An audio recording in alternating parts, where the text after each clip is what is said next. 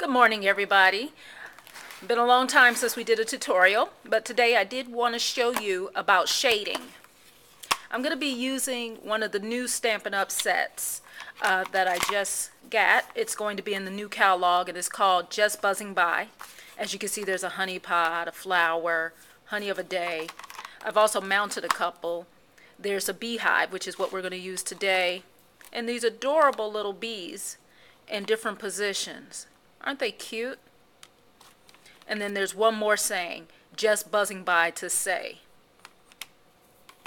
So today we're going to be using the beehive. And what I'm going to do is take the beehive and I'm going to take some brown StazOn. And the reason I'm using brown is because this is one of the major colors in the card. So I didn't want to use black, since that's not going to be represented. So I'm going to ink it up with the brown StazOn, and the reason I'm using the brown StazOn is because we're going to be watercoloring. So I have a piece of watercolor paper here. Go ahead, make an imprint of my image. Hope you can see it there. There you go. Let me cover up my StazOn. You always want to keep this protective liner on it. So let's cover that up. Make sure it stays dry. Stays moist rather. And today I'm going to be using the Stampin' Up watercolor pencils. So this has a good representation of most of the colors. And I'm going to be using my aqua painter. So first thing I'm going to do is I'm going to pick one of the yellows. This is kind of a medium tone of the yellow. Unfortunately, these don't have the names on them, so I can't tell you what color exactly, but there's the end of it. And what I like to do is take my aqua painter directly to the pencil. I'm going to zoom in a bit so you can see that more. Okay. So I like to take it directly to the end of the pencil, pick up some color, and then start swirling it around on my image. So I'm going to go ahead and start to color this in so you can get a feel for it. And I'm just picking up more.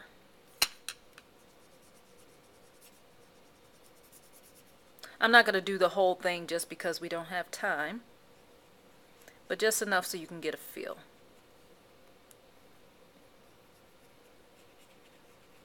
Okay, and I would continue around the rest of the image like that so you can see where I've started to color. I'm one of those people, I like to use my aqua painter on the back of my hand.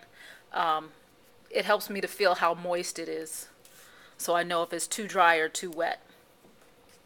Next, I'm going to take a color that's a little bit darker than the original yellow. So hopefully you can see. This was the first one that we started with, and now I'm taking the one that's a bit darker. And what I'm going to do is pick up some of that color on my aqua painter. And I'm going to go around the lines. And this is going to provide me with some shading that's going to add some depth to my image. Now the lines that the stamp provides you with are great guides for where you should do your shading. So the artist has supplied that for you, so do be sure to use that as a guide. And you can see now, you can see the lighter areas in the middle, and then you can see the darker areas around the outside. And that's going to help to give my beehive a bit of depth. I'm going to show you the finished product now. So this is what the finished image looks like. So you can see, that I did a lot of shading around the outside lines to give it a little depth, and then in here it's much lighter. I also took that same color that I used for the shading, and I used that to highlight the Hive Sweet Hive and the platform. Okay. One more thing I want to show you. You can do that same technique with markers for shading. So this is a card that I'm doing for a Valentine's Day class. Hope you can see that. Let me zoom out a bit, see if it gets a little better. Okay. So I'm doing this for a Valentine's Day class, and what I did was in here in the Love You, I colored it with Pretty in Pink, I colored the flower, and then I went over the lines using the Regal rose. So that provides some shading to that image. Okay, so it gives it a little more depth, makes it come alive a little bit. I'm going to try to bring it in a little closer so you can see some of the detail. Okay, hope you enjoyed this tutorial.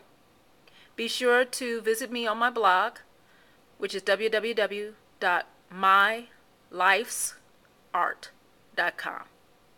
See you soon.